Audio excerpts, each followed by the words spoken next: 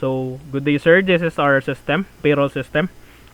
So, payroll system is a essential components of organizational information system because it's ensure that employees receive a correct and timely compensation. So, payroll processing involves managing employees records, computing salaries, applying deductions, and also generating pay slips. So when this task are performed manually, they are susceptible to errors. So error, delays, and so data consistency. So as an organization grows, the manual payroll system become insufficient and difficult to manage. So with the advancement of technology and database system, payroll operation can now be automated through computerized system. So web-based payroll system provide better accuracy, faster processing, improved data security, and easier record management. So this study is focused on the development of payroll system, a web-based payroll application using PHP, HTML, CSS, MySQL, and also JavaScript that automates the core payroll function through API-driven architecture.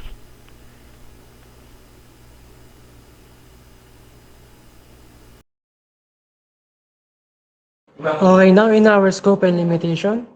In our scope, we study the covers and development of our backend payroll that handles employment, management, and shift tracking in education processing. In our payroll computation, we have a user's role and payslip generation.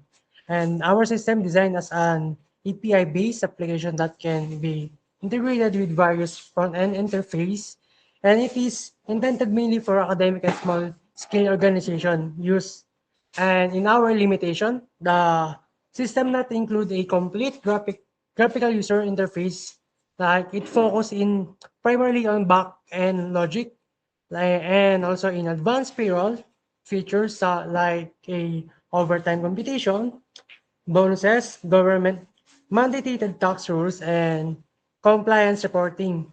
And also, it's not included a are not included a sec- are not included. And also in our security, we have a features like multi-factor authentication and encryption are limited. That's our scope and limitation for our payroll.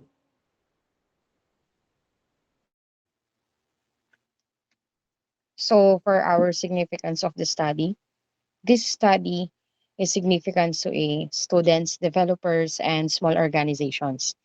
For students, it serves as a learning reference for a developing real world information system using a PHP and MySQL. For developers, it demonstrates a modular API based payroll architecture. For small organizations, it provides a conceptual model of how the payroll processes can be automated. So for the software tools that we use is first we have HTML, the hypertext markup language. HTML is used to create the structure and content of a web page. It defines elements such as headings, forms, images, and buttons. HTML is the foundation of every website. For the PHP, it's a hypertext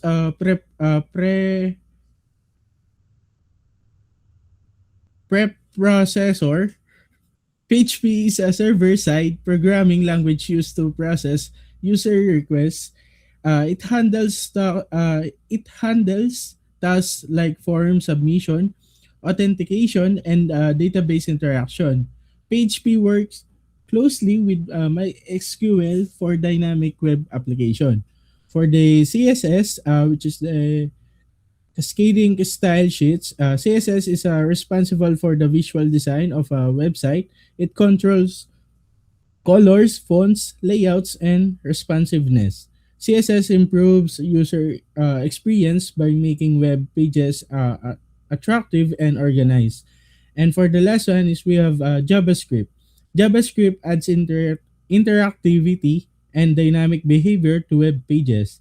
It allows actions such as form, validation, buttons, buttons responses, and real-time content updates. JavaScript runs in the user's browser.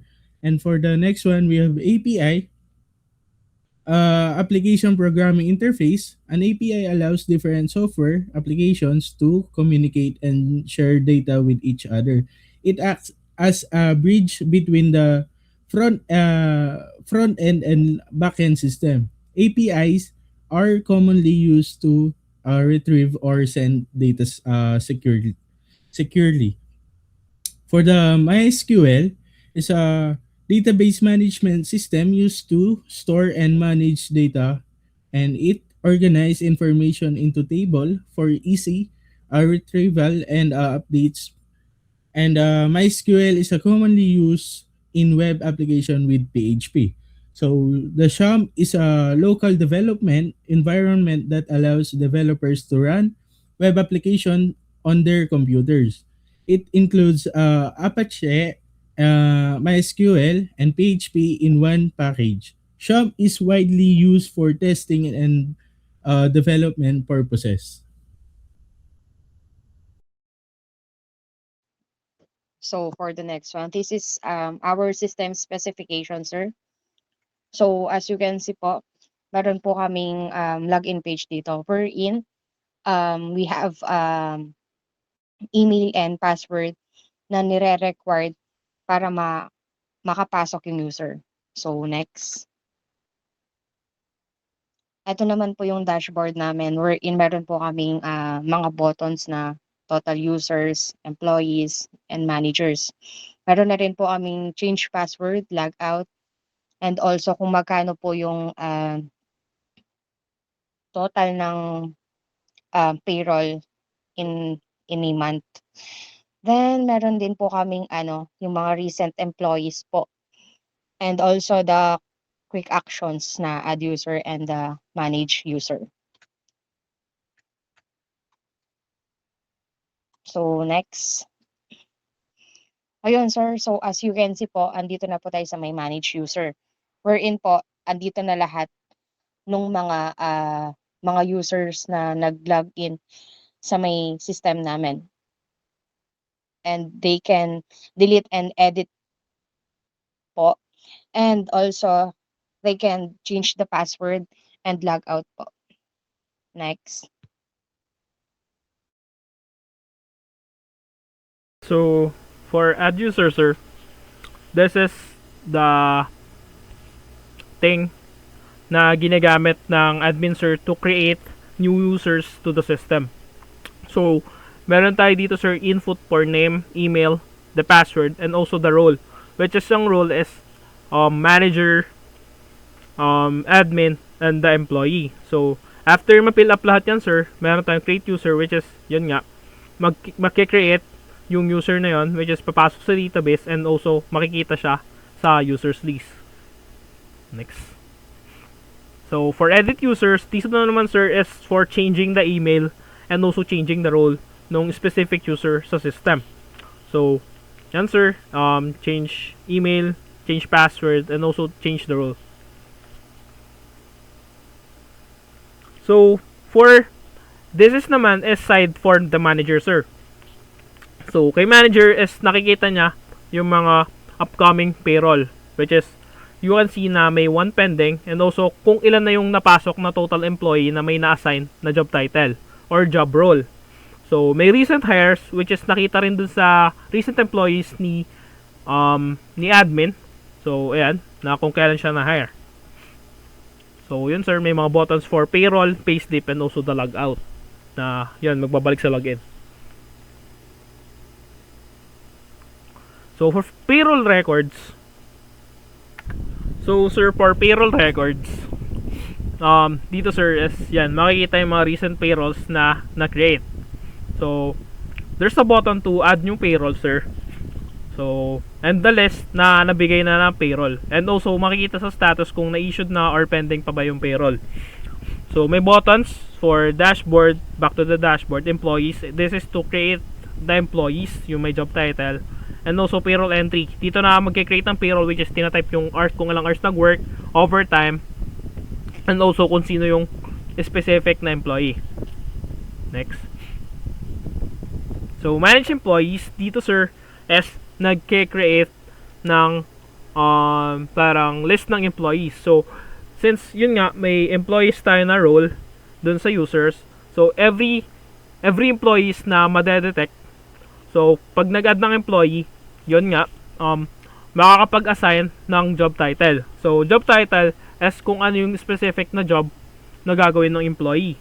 And also, may specific na equivalent na ano yun sir, na yun nga, na parang payment per hour. So, edit siya kung papalitan ng job title, anyon. Next. So, payslip management, dito na yung mga nagawang payslip from payroll. So, kapag yun nga, na-add na yung ginawang payroll, na-add na yung ginawang payroll, lalabas siya kay payslip. So, yun, pag na-issue na siya, so, yan, lalabas siya dyan sa list ni payslip, yung mga na-issued na payroll. So, meron siyang view, which is yun nga, makikita yung payroll. And also, yan, to filter, kung ma-check, like, kung sa month na to, ano yung mga payroll, kunwari, kung January 2026, yun lang yung mga payroll na lalabas. Kung February 2026, yun lang yung mga payroll na lalabas. Next. So, yun sir, ito na yung payroll entry. So, from, yun nga sir, add payroll entry. So, dito na yung mismo page ng payroll entry. Dito, sir, is yung, yun nga, magsa-search ka ng employee na gagawan mo ng payroll.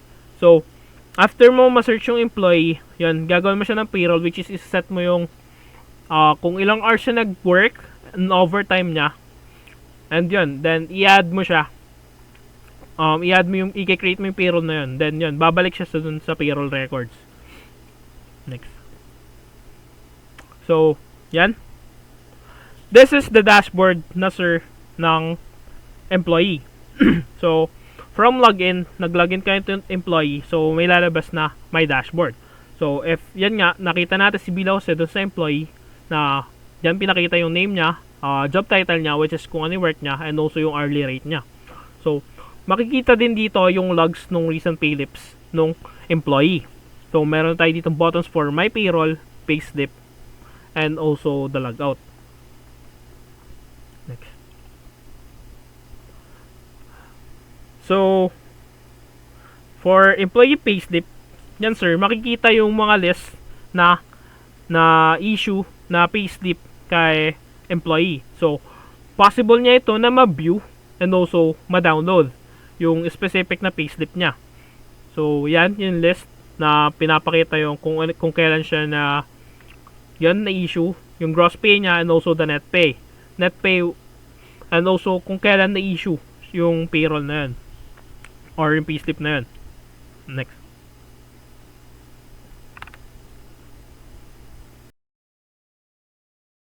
So for the employee view, you can see here na yung payslip details niya and the pay period, which is the date, total hours of work, and the issued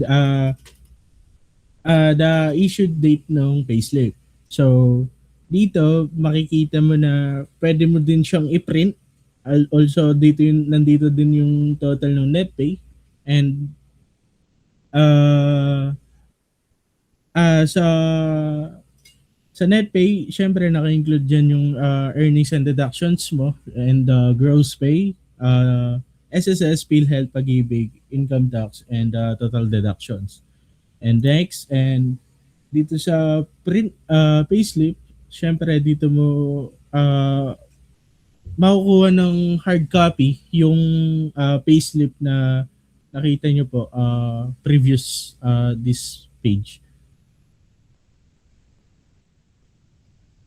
And for the summary, we have the researchers gained practical experience in using web development. Development technologies such as PHP, MySQL, HTML, and CSS and JavaScript.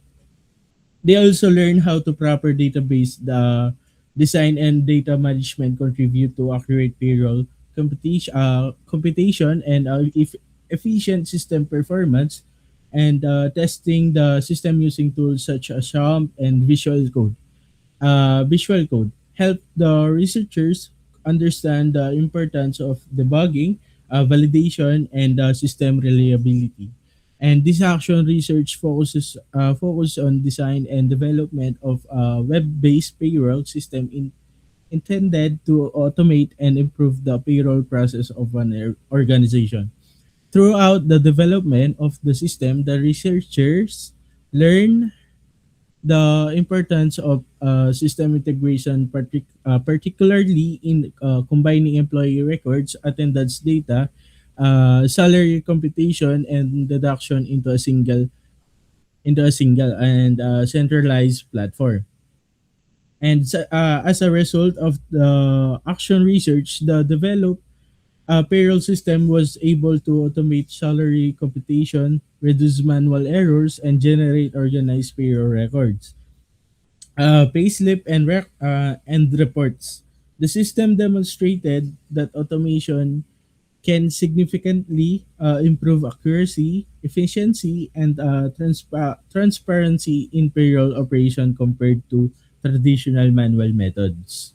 And next one, the conclusion and recommendation is Okay, in our conclusion, in our payroll, based on our findings and results of the action and research, we conclude the development of a web-based payroll system is a effective solution to the problems to identify the introduction such like a payroll errors, delays, and efficient recording keeping. The system is a successfully automated payroll process to ensure the accurate salary of a employee and to compute the to compute the proper salary and to improve the management of employees compensation. And in our recommendation, based also in our result, the action we got in our research, it's like we recommend that in our future improvements, we further enhance our payroll system like upgrading the integrating biometric or mobile-based attendance. And in our system is to we also like to improve the accuracy of time timekeeping and adding role-based access control and stronger security measures like we recommend to protect sensitive and payroll data. That's all for our payroll. And thank you, sir, for our listening in our payroll system.